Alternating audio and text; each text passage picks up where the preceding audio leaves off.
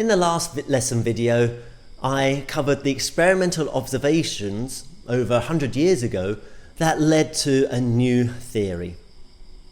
What we're going to do in this lesson video is get to see what that new theory is and what is the photoelectric effect. We'll start with energy. Imagine this is the Earth and this ball is sitting on the Earth. If I lift it up, it gains gravitational potential energy. If I let it go, it drops back down, losing the gravitational potential energy.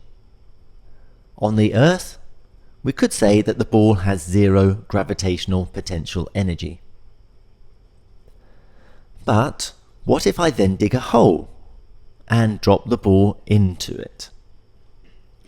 Does the ball have negative energy? Well, no. Energy is always going to be positive, really, but it does have negative energy relative to the surface. Let's start again. This time we have the Earth, a hole, and a ball at the bottom of the hole. I'm down there too. If I want to throw the ball out of the hole, I need to provide it with enough potential energy to get it to the surface level here, and ideally a bit more so it has enough kinetic energy to fly over here. The ball does work against gravity to get to the surface and then has excess kinetic energy. This time, imagine an electron in an atom.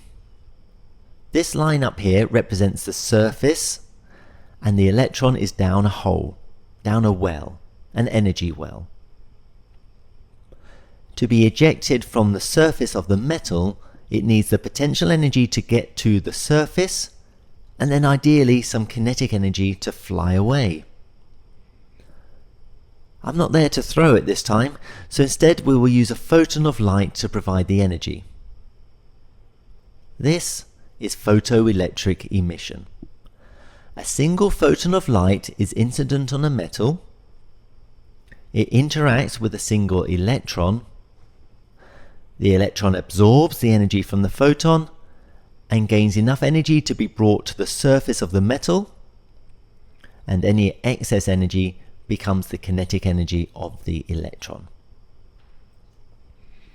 The energy of the photon E, which is equal to hf, becomes or is equal to the energy to bring to the surface plus the kinetic energy of the ejected electron. That's quite a lot there, but I have a couple more details to bring into this, then we're done. So E equals hf equals the energy to bring the electron to the surface plus the kinetic energy of the ejected electron. Now this is tricky to deal with because every electron needs a different energy to reach the surface.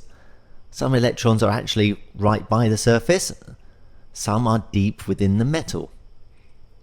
So instead of just this, we're going to simplify things and only consider the electron that is essentially closest to the surface.